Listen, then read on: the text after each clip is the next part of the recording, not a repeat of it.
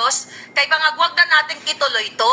Kasi hindi natin alam kung ano magiging reaksyon ng taong bayan. Baka dito tayo matatapos o mapapahamak. Alright? At ang sabi nga dito, okay, yan na, dito na raw si Lisa Tanas magre-retire sakaling magkaroon ng change of government o maipatumba ang gobyernong bangag. Basta siya lahat ang nag-orchestrate ng pagdukot kay Pangulong Duterte.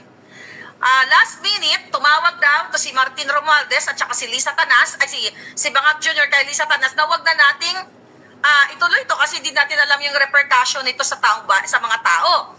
Ngayon, dahil sabi nga ng importante natin, malapit din sa kanila, wala naman talaga si Bangag Jr.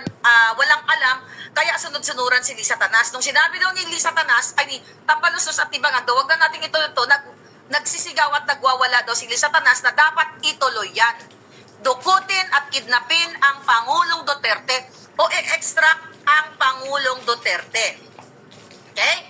Yan ang marching order. Yan ang extraction ni Lisa Tanas. At another thing na binigay sa atin ng informante, yung zero budget, maisingit ko lang kasi kasama sa information.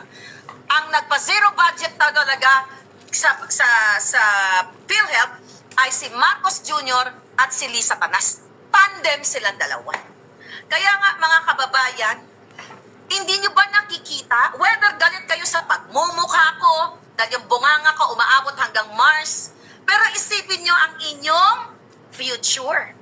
Isipin nyo kung bakit may isang Maharlika na ayaw tumigil sa kabila ng 4 na kaso dito civil cases sa Amerika. 1 case dismissed with prejudice, 3 nilalabanan ni Maharlika, and now ang hamon sa akin, ang pananakot sa akin, inciting to sedition, another cyber libel case dyan sa Pilipinas.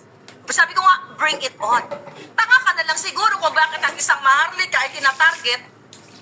I'm just an ordinary person like you. It's just so happy na yung bunganga ko kasi laki ng mundo. Kaya naaabot lahat ng mga impormasyon sa buong mundo. Kaya sila gustong ipa-assassinate ako, ipagurgur ako, kasuhan ng patong-patong. At hindi nga po ako natatakot. Kaya huwag kayong matakot na manindigan. Now, alam nyo na ang pinakamamahal yung PRRD. Kayong mga PSG na nakikita nyo na si Marcos, si Lisa ay sinisigaw-sigawan kayo. May mga namatay na nga na PSG na hindi nila ni-report. Diba? Kayo dyan, manindigan kayo para sa bayan. Is that inciting? Ang sabi ko lang, manindigan kayo. Mag-speak up kayo, sabihin nyo sa taong bayan because you're there to serve and protect the people and to protect the soberanya na sinasabi ninyo. Ngayon, nakita nyo na kita ninyo, yung, dito ka pala Lisa Tanas nandito ka, kung nandito ka sa Amerika, I challenge you. Dito tayo magbabakbakan sa korte. Total, nagpa-picture-picture ka doon sa abogada na nag-represent kay Johnny Depp kasi panindak nila sa akin yun Nasindakin ko to, abogado di, Campanilla ang tawag dyan sa Pilipinas, di ba? Sindakin ko to. Gusto ko bang sabihin sa inyo, sa kabila ng panggigipit nila sa akin, sinusubukan nila akong gipitin pero lumalaban po ang isang Maharlika. So kaya nga sina-challenge kita, buha ka ng ina mong kidnapper ka. Kung nasa Amerika ka, file a case against me na tinatawag kitang kidnapper at smuggler ka at ang asawa mo ay addictus benedictus. With that, I can present ng mga ebidensya ng pinagnangak-ngak ko dito. Andito ka pala, dito ka mag-retire, tangina ka. Harap-harapan tayo, kaso sa kaso, di ba? Ang tapang mo dahil ginagastos ng pera ng bayan. Ako, anong ginagawa ko? Kahit sa kabila ng sitwasyon, okay, ng buhay ko, dahil di naman ako mayaman sa Amerika, okay, nilalabanan ko sila at my own expense. Diba? Ng aking pakikipaglaban dito at my own expense. Na walang pera ng China, walang pera ng Pogo. Diba? Ng Pogo at kung kanino pa. Kaya manindigan kayo, paulit-ulit ko sinasabi, orchestrated ang pagdukot kay Pangulong Duterte. And now, yan sa mga nag-e-echo ng mga vloggers. Now, alam nyo na hindi siya nakulong dahil meron siyang extended immunity dahil pinalabas niya yung kanyang pagpunta dito sa Manila International Film Fest ay working visit. So yun pala kadahilanan, and lawyers can attest that kung ano yung mga batas-batas sa ganyan, extended da.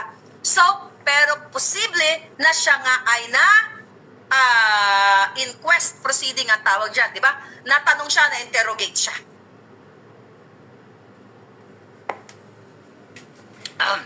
Renato Obra, yes. Ano sabi dito? Yung ibang mga topic, tsaka na lang natin pag-uusapan yan. Ang gusto ko lang namin nyo ngayon, ipakita nyo sa mundo, i-share nyo, pumunta kayo dun sa Buljakan, yung pagsayaw-sayaw niya, nakala mo high na high siya. Yan ang kadahilanan, inorkestra ang pagdukot kay Pangulong Duterte, kaya yung buwaka ng ilang tore na yan, mananagot kayong mga pulis, lahat kayo mananagot kayo sa taong bayan sa pag-extract, pagdurukot, pang-kidnap ninyo kay Pangulong Duterte. Kaya nga, galit na galit sila kasi nananawagan tayo ng Speak Up Day. Lumabas na kayong lahat, iparinig nyo, ipakita nyo yung pwersa nyo, ipakita ninyo yung power ninyo na kayo ay para sa Pilipino. We can end the bangag. Si Lisa Tanas, nakita nyo, hindi pa ba enough? Na pinakita ko na sa inyo lahat, kapalit ng buhay ko, ang party nila, lahat ng information na nakukuha ko, binibigay ko sa inyo. Na sakaling, hindi sakali, na kahit fabricated crime, para financially, paralyze nila ako, mga palangga, yan ang ginagawa nila. Yan ang reason. Maria Munoz, thank you so much sa inyong mga pagmamahal. Maria, yes, thank you so much. Gusto ko lang pasalamatan kayo dahil you're always there. Boy Sardinas, thank you so much. Excuse me. Upo pa rin ang lola nyo. Oliver, laban lang ma'am para kay Tatay Dion para sa bayan. Thank you so much. Yan ngayon, fresh na fresh. 60 billion ng PhilHealth, siguradong si Bangag. Kaya nga in-extract nila si Pangulong Duterte dahil ayaw nga nila mag-explika o magpaliwanag dun sa oral arguments na nire-request o na dinesisyonan ng Korte Suprema. Yan yung ngayon ang katotohanan. Alam nyo na, matagal ko nang alam. Matagal ko nang alam na si Lisa Tanas ay isang demonyo.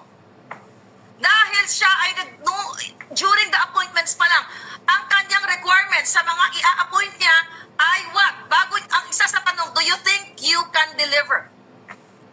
Yun ang pinapatanong niya sa mga kakausap. Tanungin mo yan, do you think you or he or she can deliver? Ibig sabihin, can deliver the money, smuggling money, lahat ng mga illegal na money, pwede magnakaw, mang-bribe, ransom money. Yan yun, mga kababayan. Yan ang katotohanan. Kaya ang people power ba, pag sinabi mong people power inciting to sedition, nasa batas yan, right to assemble. Diba? Mag-assemble ang mga tao at kung pwede kayong kanta, gawa nyo ng kanta ang Pangulong Duterte, ipakita nyo ang pagmamahal nyo sa bayan, ang pagtaas ng bigas, ang paglaganap ng krimen, lahat na yan, araw-araw nyong nararanasan. Hindi ko nga yan nararanasan eh. Pero nakikita ko kayo. Nakikita ko sa TikTok, sa Facebook, sa Reels.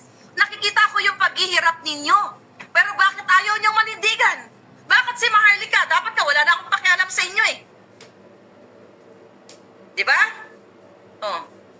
Tignan natin, may bagong pumasok from Puting Ahas. Okay. Oh. Coming dito, ito kaya nga challenge ko to palangga eh. Sabi ng mga taga-Presidential Communications Press Corps, akala niyo wala akong puting ahas dyan? Hindi pa nagpapakita si Butod sa palasyo. Okay?